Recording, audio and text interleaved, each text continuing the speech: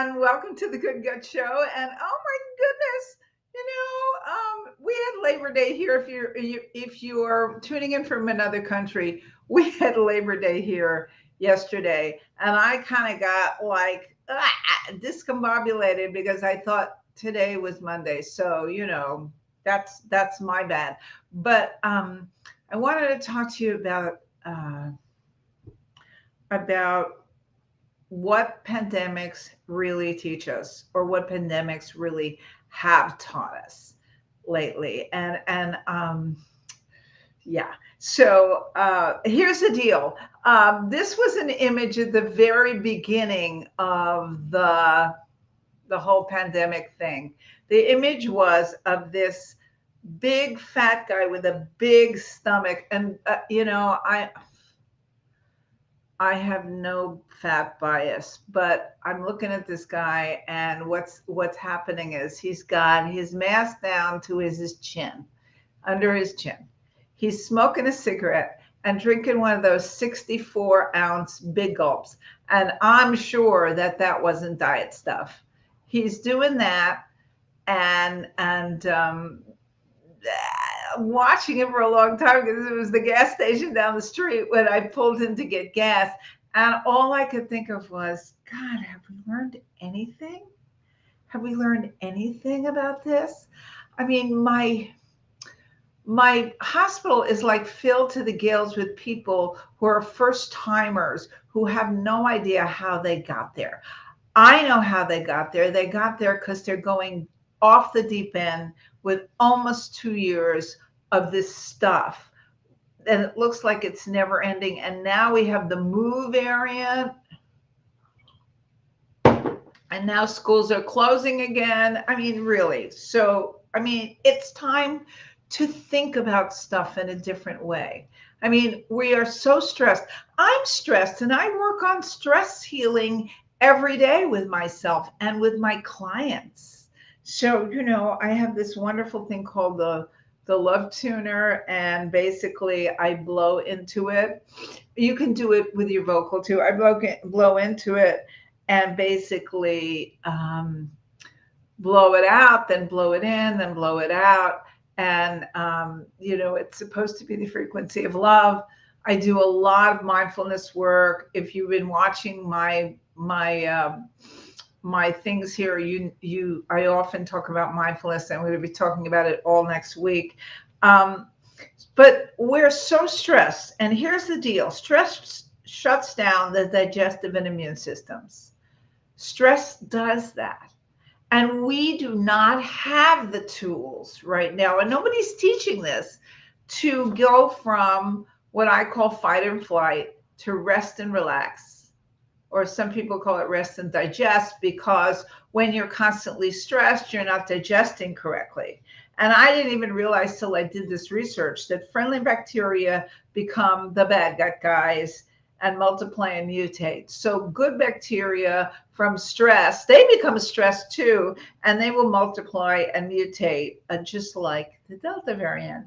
And then, of course, imbalances in the microbiome result, which leads to many problems. My favorite topic is leaky gut, and that's really what happens. Candida, SIBO, other forms of overgrowth, they're rampant in our society today, not to mention mast cell.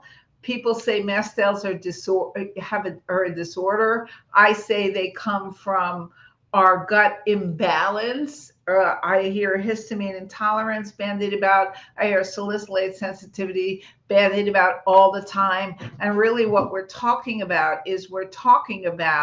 an imbalance in the microbiome, okay?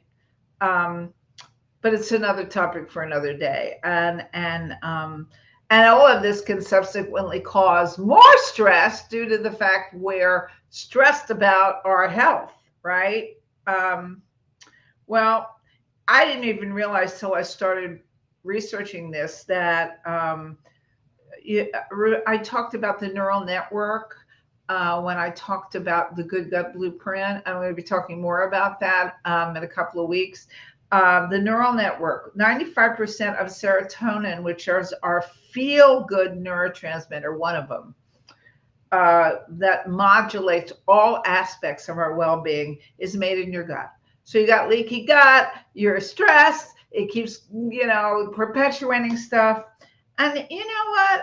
I really feel that we've learned zero about how to protect ourselves long term, because all we're talking about is vaccines, and we're talking about variants, and we're talking about more vaccines, and now of course we have to do the booster, blah blah blah blah blah.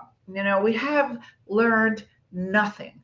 I do believe that what this pandemic has really taught us is nothing. Okay, so this is very interesting. This is a couple of, and I'm going to actually that's going to be my article that I'm publishing on my website, www.healyourhealthnow.com, this Thursday. Okay, so this is an article published in the journal Nutrients. So this is a very prestigious peer-reviewed journal article. Stated that several significant risk factors for severe COVID-19 infection includes the presence of poor nutritional status. I'm reading right out of their research, and pre-existing non-communicable diseases such as diabetes, chronic lung diseases, cardiovascular disease, obesity, and various other diseases that render the patient immunocompromised. These diseases are characterized by systemic inflammation, which may be a common feature of these, affecting patient outcomes. And I'm reading study after study after study about that. There was just a brand new study just this week that said that COVID leaves people immunocompromised, very much like HIV. So you get COVID, you're immunocompromised, you're not doing anything, you're the fat guy with the stomach hanging out, drinking a Slurpee and smoking a cigarette. And this is kind of like an accident waiting to happen, or a powder keg ready to explode. I have no idea. Okay, so why is this not being addressed by the medical community at this time? Why is it solely focused on vaccine? That's my question, because I'm concerned about that. And then the answer is definitely doctors know very, very little else. Doctors know. I work with them every day.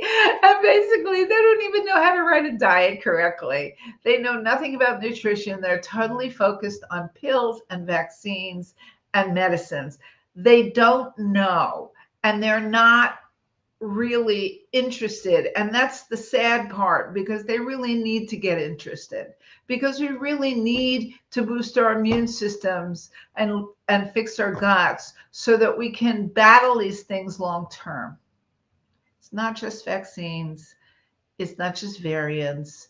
It's you and your path to health. And I'm going to talk more about that tomorrow. And so to sum up, what have we learned? Absolutely nothing. Absolutely nothing about how to protect ourselves long term from pandemics, and more of them, I'm sure, are coming. All right. I'll talk to you tomorrow. Dietitian Jill signing off. Have a lovely evening, and we'll talk.